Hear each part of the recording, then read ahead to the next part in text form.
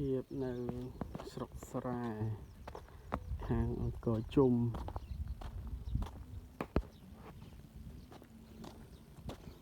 គេព្រោះហើយអស់ហើយណា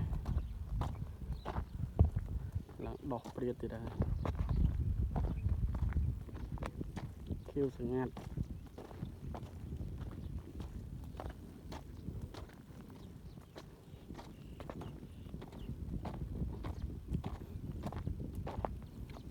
នេះយ៉ាងអត់ក្តៅល្អ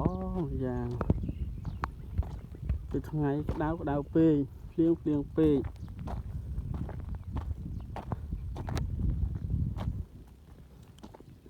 មើលលេងណា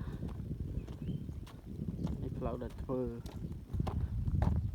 ផ្លូវធ្វើលូធ្វើដាឡូឲ្យមើលភាពនៅនេះមើល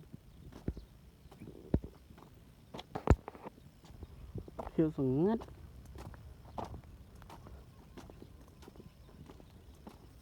តែគេព្រោះហើយនៅខាងគេអត់ទាន់ព្រោះគេអាចរៀបចំព្រោះដែរ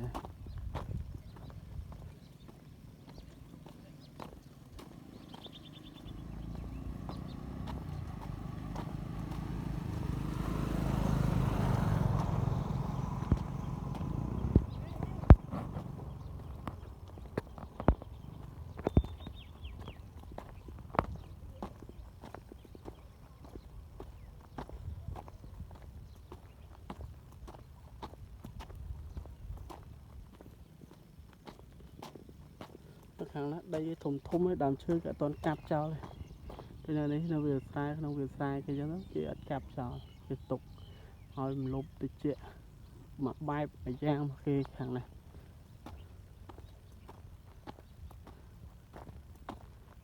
នៅខាងនោះហ្នឹងអញ្ចឹងហើយ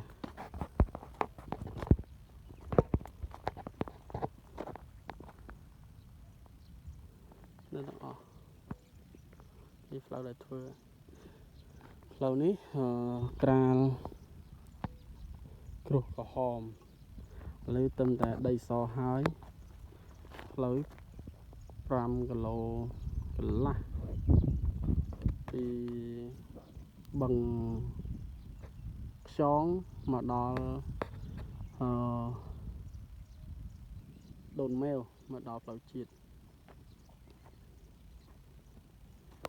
នោះដល់